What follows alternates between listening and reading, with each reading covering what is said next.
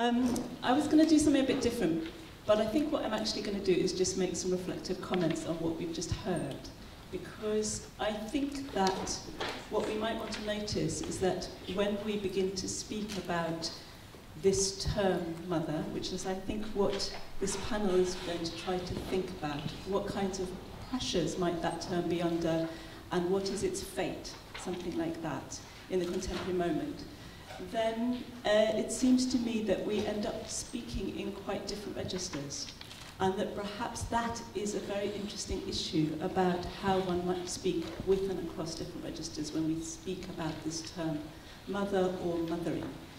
And it seemed to me that we had a really interesting sort of tension, I guess, between two very different ways of thinking about what might be meant by something like mothering. And what I picked up from Brache's talk actually was something about how within all genders something called the feminine operates. And so then we immediately had a kind of slippage, if you like, that happens in a very interesting way between what we might think of as mothering as a practice, a social location, and something called the feminine.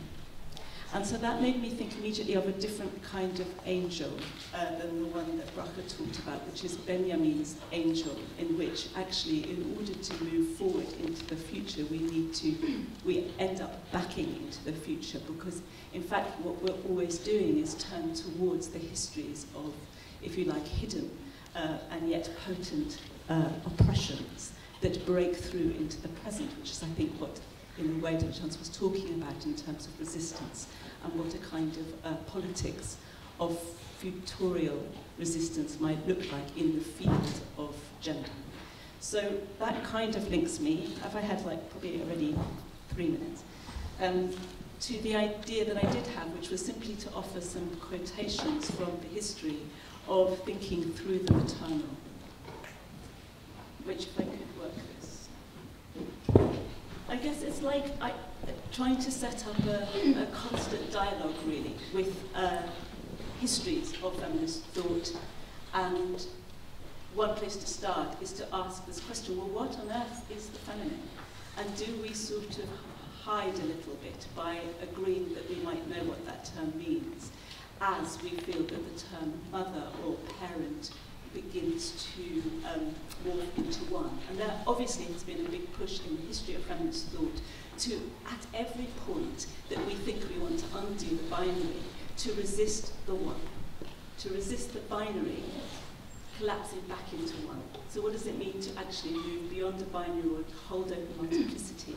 And of course that question for someone like Irigre was answered by the term the feminine. The feminine is the name for what is excessive to the binary, that resists the return to oneness. So she will write the feminine occurs only within models and laws defined by male subjects, which implies that there are not really two sexes, but only one, a single practice and representation of the sexual, which I think is precisely what Brache is getting at. And there, in fact, in Brache's own terms, is the articulation of the matrix corresponding to a feminine dimension of the symbolic order, dealing with asymmetrical, plural, fragmented subject composed of the known, as well as the not rejected and not assimilated unknown, to unconscious processes of change and transgression in borderlines, limits, thresholds of the I and non-I emerging in coexistence. So you heard some of that from her already. And in many ways, that is a statement of the feminine as what is excessive to the binary. But then we need to move to other kinds of histories within feminist thought. And the person who always comes to mind for me is Hortense Spinner's. When we begin to think about the term mother, what always comes to mind for me is the title of her paper, All the Things You Could Be Now, by now, if Sigmund Freud's wife were your mother, Psychoanalysis and Rex. And here is a very long quote, but basically it's about Charlie Mingus's piece of music that takes that title, and the question about what that title means, in which he replies, nothing. It means nothing. I'm just going to read the end of the quote, and what he proceeds to perform on the cut is certainly no thing we know.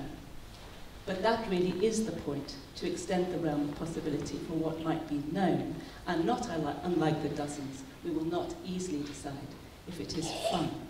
And that might be a way of trying to articulate the work that has to be done to extend the realm of possibility, or at least to hold open a realm of possibility. That is not necessarily easy to decide if it is fun.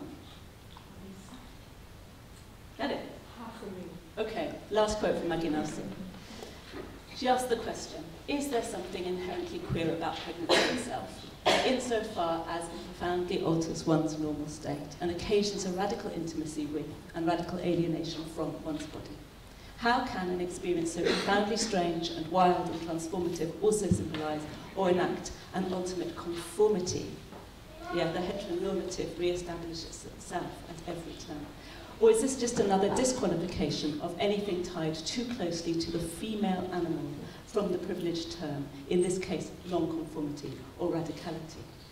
What about the fact that Harry is neither male or female? I'm a special, a 2-for-1, his character Valentine explains in Book by Crook. So that's just, I guess what I've done is provided a sort of toolkit or a kind of set of intellectual resources to begin a discussion about the kinds of pressures that the term, the maternal, might be under right now. Thank you.